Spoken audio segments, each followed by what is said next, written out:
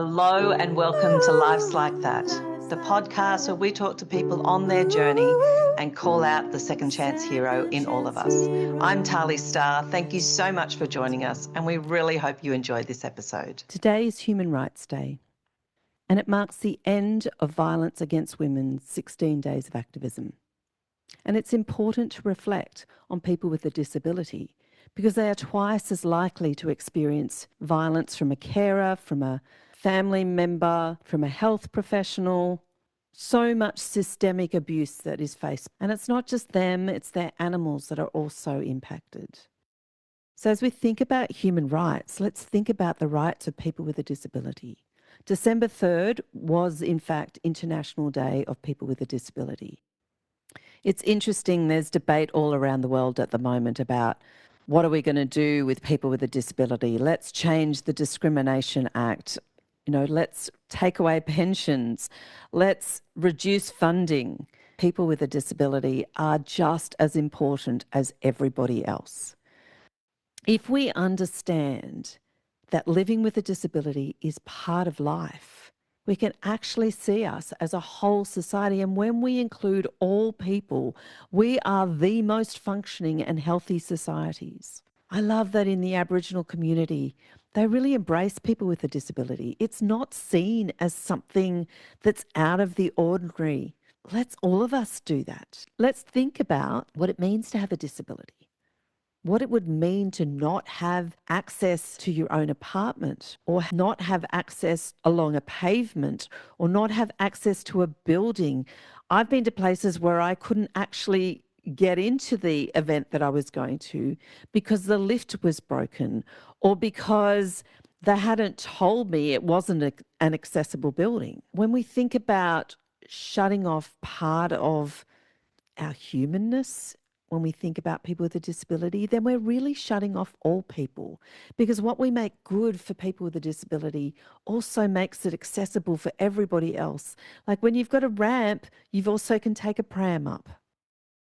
When we think about it in broader terms, when we think about what does it mean to have a disability, it really does bring a different light on things. For me, having a disability means I have a deeper understanding of so much more stuff. I think about things in different ways. I've experienced so many different systems that I now can almost put them together like a jigsaw puzzle. And this helps me in the work that I do. And I know the one thing that people with a disability bring, especially the children that I used to work with, is this incredible love. And that love, it breaks down barriers. It brings hope and warmth and life into our spaces. So when we're thinking about making changes to disability, when we're thinking about people with a disability, let's think about our holistic human approach to life, that all people have human rights. Each one is important. No one can contribute to this world the way that we do, because there's only one of us. There's only one Talie Starr out there. There's only one Sam.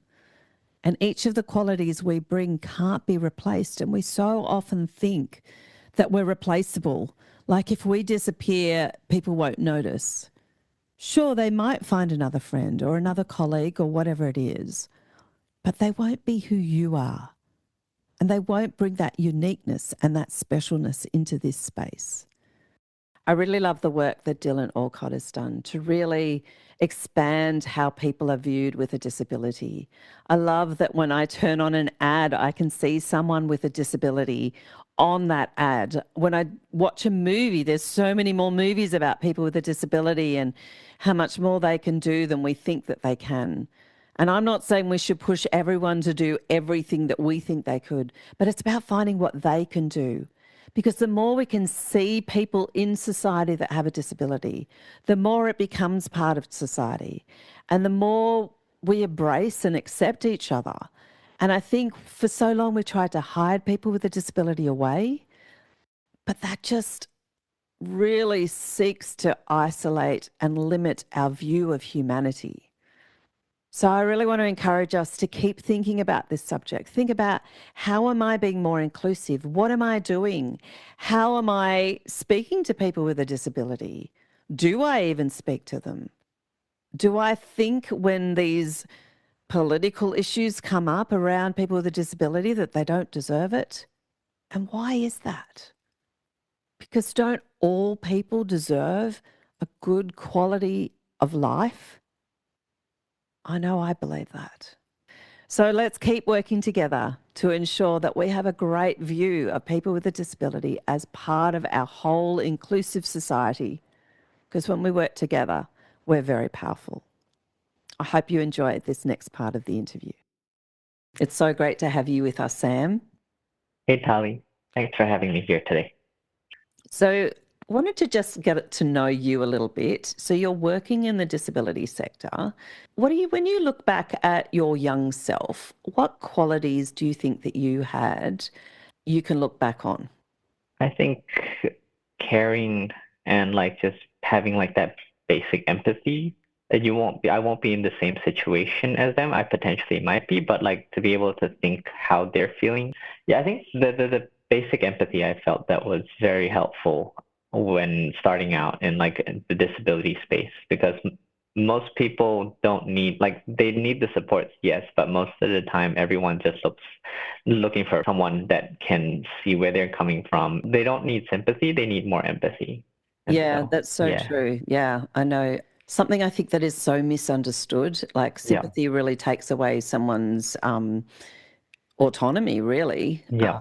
Empathy really comes alongside. And I think that's, Yeah. yeah, such an important quality. And I know that you worked in nursing before that. Is that right? That's right. And so I was in the mental health space, the psychosocial side of things. And most of the time, the people in the hospital, they just want someone to vent to and tell them about how their day was going and treat them like a normal person. And I feel that most people in the disability space, they should have that trait. And it's kind of taken for granted. It's a pretty simple skill, but a lot of people kind of just focus on the nitty gritty instead of like the overall day-to-day thing.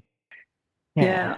What do you think led you into this work that you're doing now in the disability sector? So you started in the mental health, you had these qualities of empathy, and then you ended up working with in the NDIS disability sector. What made that transition for you? So when I was working in the hospitals, a lot of the times we would have social workers and community staff that come in and transition. And so I got to see a little glimpse of what they're doing and got to chat with them. And so the hospital was a good base to start with. But most of the time, because I was in an emergency sort of unit, the patients don't stay there permanently. They're there for a couple of days. And then I would see them 2 weeks later relapsing. And so I felt the community side of things was more impactful. The hospital is still good for emergencies and like, day to day sort of something happens, but like how people live their lives on the outside is more important than like being in the hospital because it's a temporary space, kind of a hotel, if you will. Yeah, so that's why It'd I be kind of nice if it was a hotel, yeah. wouldn't it? Well, but yeah, so I figured I tried doing stuff like I managed to get a couple shifts on the side outside in the community and then saw what it's like on the ground before they get admitted to hospitals and stuff because it's not like a one-step process. It's not just a heavy escalation straight to hospital.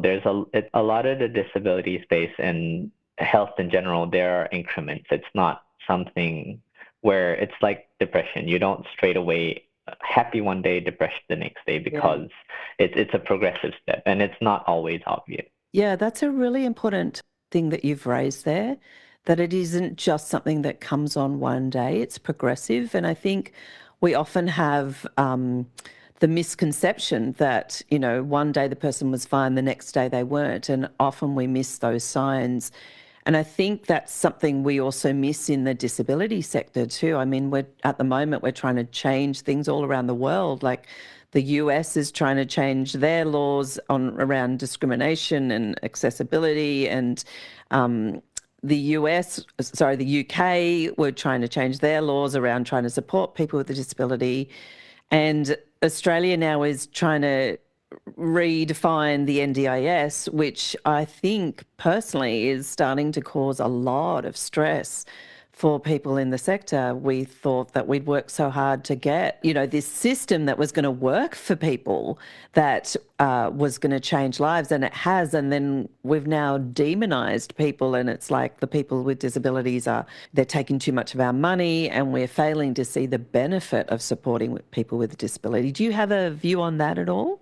Yeah, I mean, I think the NDS has come a long way since it started. So when before it was on the block system, you could only access the disability scheme through X number of providers, which pretty much went to the monopolies in the industry. Because a lot of the times the people that I work with, they've got carers, they've got therapists that have been working with them for a long time, but because they're not, NDS registered, they aren't able to provide support because you can't claim for it. And then when the NDIS kind of expanded, gave a lot of people hope because, they can now feel a bit more, how do I phrase this? The initial NDIS period allowed more people to access NDIS and have the freedom to choose who they want to be supported by. And as NDS transitioned along, there were a bit more scams that came along with this.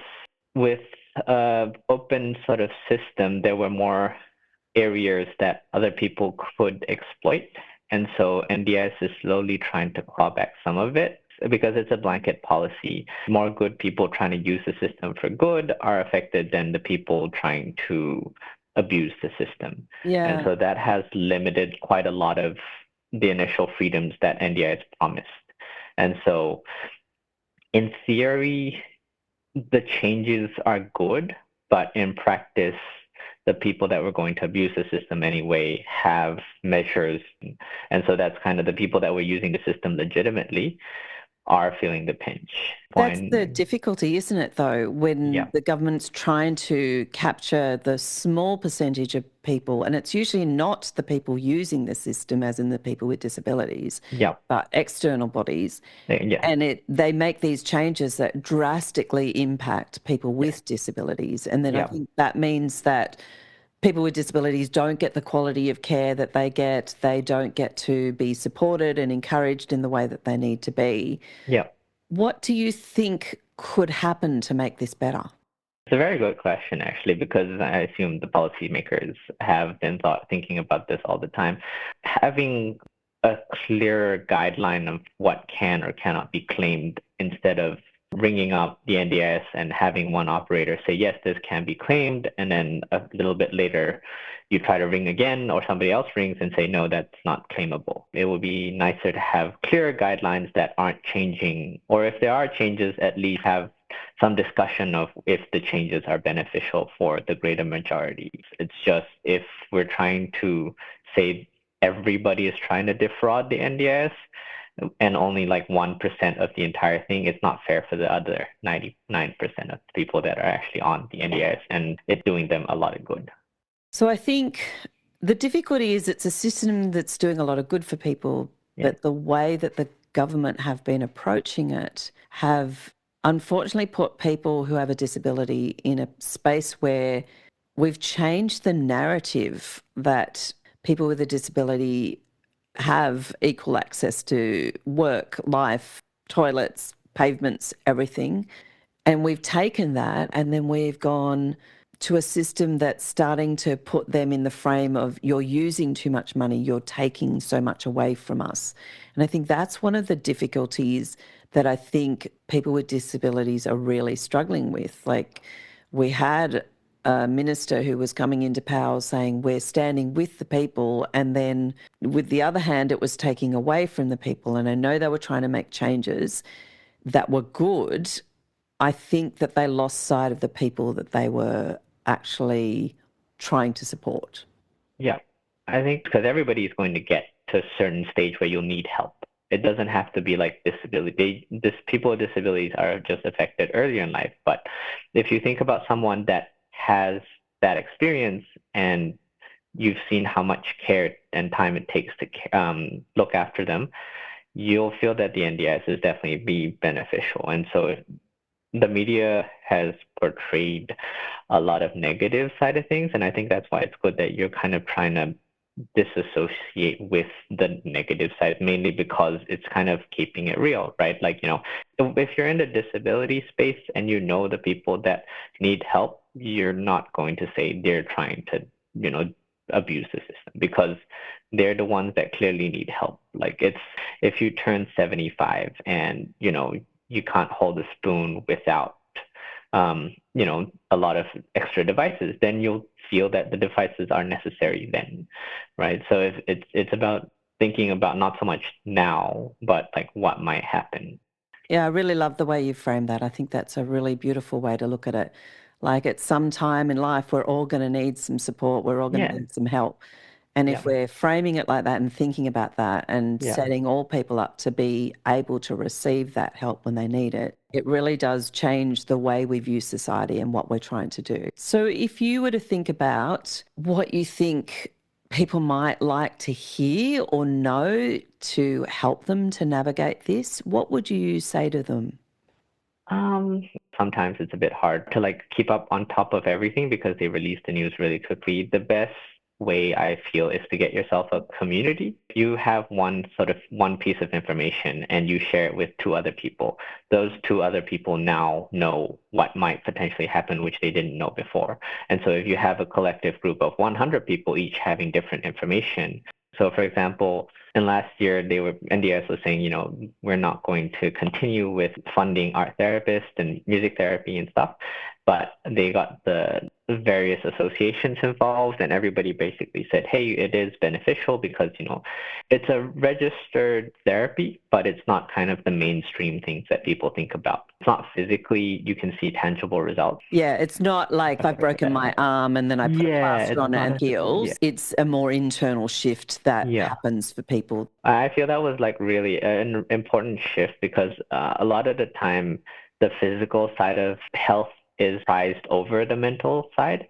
And so that is a shift in the right direction. Yeah. The physical side is still important too, but like, mental health, art therapy, they're all equal. Absolutely. And are there any sort of tips that you think would be helpful for people to know as they navigate through this system and through the changes? So in Australia, with the NDIS specifically, the recent big change was the introduction of funding periods. Before, it was over a year, so you get allocated X amount for the whole year.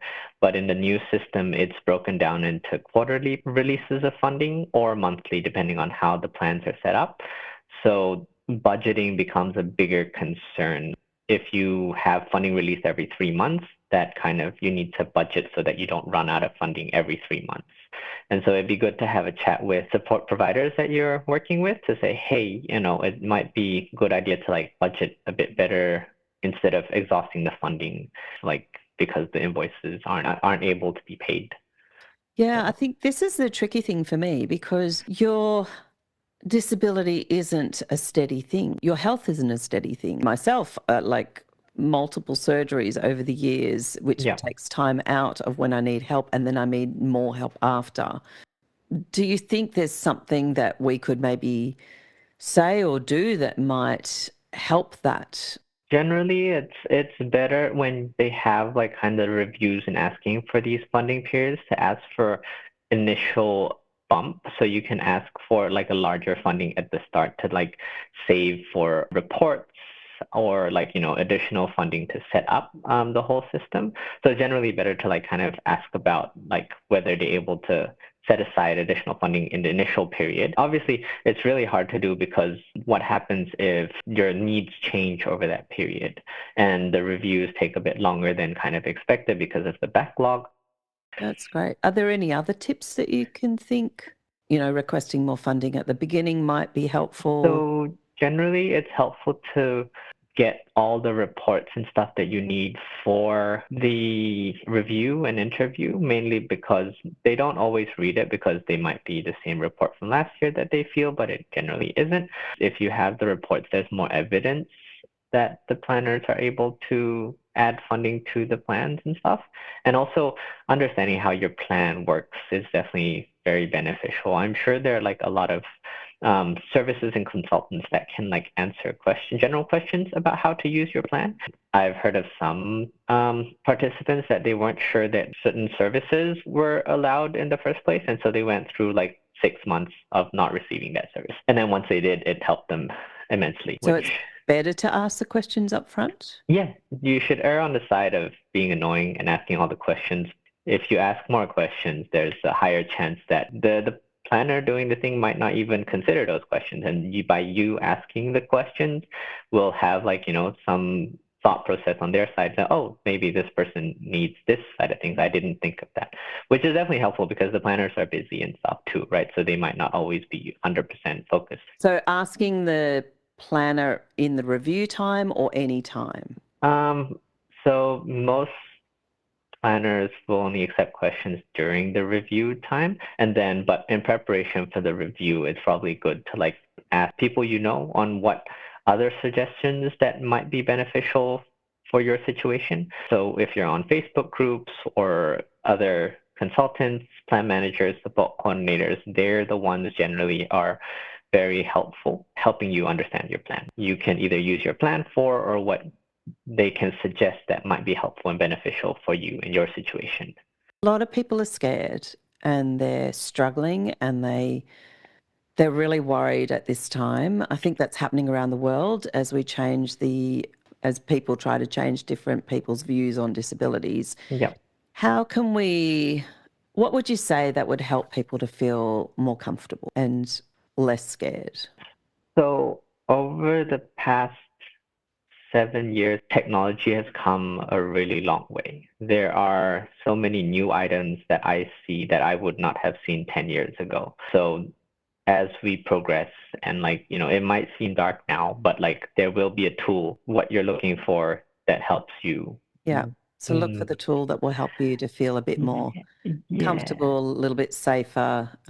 Everything is changing and that does create a sense of fear, but it doesn't have to mean that it will all be bad. And it's not always just the technology. There are lots of people also working in the background to make people's lives better. There are people have new startup ideas to say, hey, I'm thinking of doing this, which might help 5 people, but that 5 people might grow. And so there are constantly people trying to innovate as well in the disability space.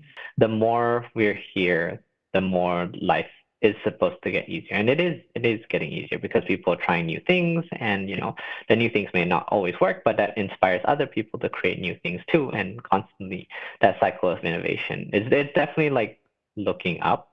It's just, we just need to focus in that direction rather than, the side the media is going with the whole, NDIS taking up too much funding, because there are people trying to make good things, newer things that help everyone. So yeah, I think that's really great. I actually went to the I think it's called the Australian Design Awards recently, and there was some amazing innovations happening for people with disabilities, people with accessibility needs, health, so yeah, that's right. There's always, as the space gets bigger and as changes happen, somebody steps into that space to help. Sam, we started with looking at what were the qualities that you had as a child that you think helped you to work in this space. What are the qualities you think you've gained since working in this space? I think patience has been quite a lot of difference since the start, because when I was a lot younger, you have all this energy, you just want to do things now, and you need to get stuff done now, and so that instant gratification. But working with disabilities, you have this whole everything's going to be okay mentality. You kind of have to, right? That's you're there in the moment. So that patience and thinking about, if this doesn't happen today, that's okay. There's always tomorrow. And, it's a mindset shift. It's not really a quality, but I feel it's a quality because, it's a different state of mind. You're less stressed. Yes. I feel the less stress is a really big thing. And so with everything, with the world going so quickly, stress is a big factor. And so just sitting down and, some people get annoyed by sitting in traffic, right? If you're in an Uber or you get stuck in traffic, but if you think about it the other way, at least, you've got time to be in the moment. No, Yeah. I think that's really good. I think that I didn't open with the question, but I usually open with the question was, what does hero mean to you? Do you have a definition of what you think or what you think a hero means? I think it's a bit cliche, but I think everybody can be a hero. It's in their own kind of way because it's your own story to tell, right? When people compare to each other, they only compare one component, but you really should look at the whole package because you can't really go, oh, this person is really good at, playing basketball, but you haven't seen the other side where they trained, 2,000 hours. You don't get to just be good at something without, the other side. Obviously, there's talent and a whole bunch of other stuff, but everyone has their own version, the best version of themselves. So there's no specific hero. You get their mentors, people that you look up to. Absolutely. And Yeah. that's the whole premise of this podcast, that we all have the hero within us. We all Yeah. have those skills and abilities and, that innate thing about us. And Sam, I want to say to you, you are a bit of a hero in the disability sector to me. The amount of times I can ring you and just go, Sam, I'm stressed. And you'll go, oh, and you'll take that calm, empathetic, patient position. And it's like, yeah, it is stressful. And this is how we can work with it and this is how we can manage it. And I just love that about you because it brings that calm to me and I always feel like it's okay. It's good. I've got people who can stand with me on this. So I want to thank you so much for joining us today. It's been a great conversation and I've also learnt things about you that I didn't know before. So Thank you for having me. It's been good. thanks so much, Sam. Bye. All right.